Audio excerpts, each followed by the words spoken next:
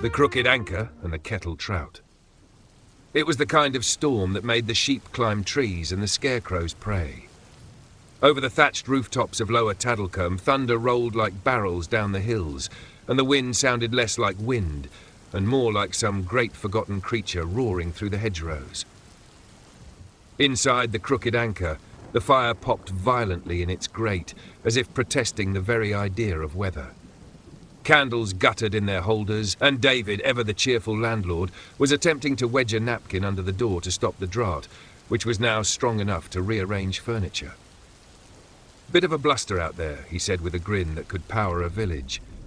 "It's biblical," muttered Brian, shielding his half-pint from a wayward gust of wind that somehow snuck down the chimney. "I saw a duck fly backwards." "Good for circulation," David chirped, pushing the door harder with his shoulder.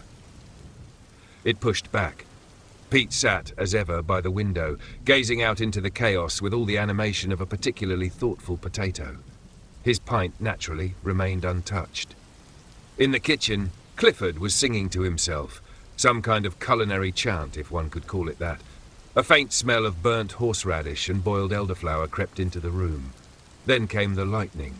It flashed so bright the windows rattled, and in the sudden wash of white light, all three of them saw it, a shadow of a man, tall and twisted, standing out in the lane beyond the pub, his silhouette scorched into the moment like an after-image burned onto the backs of their eyes.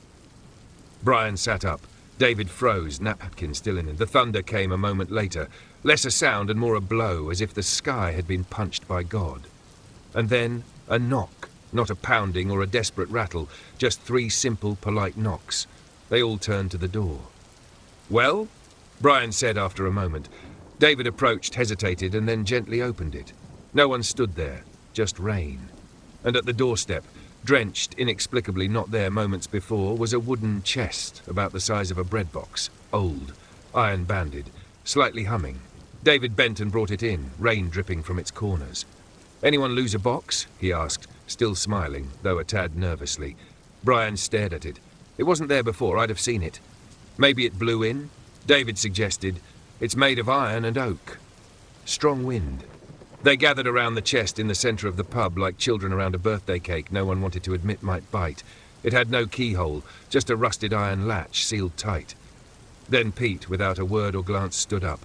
Everyone watched in collective amazement. David whispered, "He moves." Pete walked to the dartboard, plucked a single dart from it, turned, and, with the grace and precision of a man who has spent his entire life waiting for this exact moment, threw it.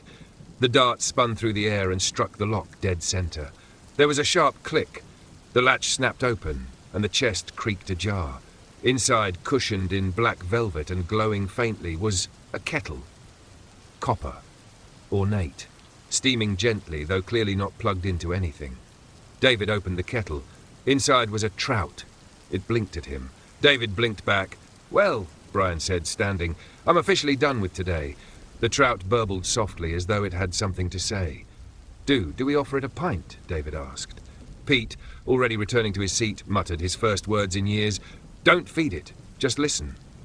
And then the lights flickered. Outside, the storm howled louder. Inside, the crooked anchor.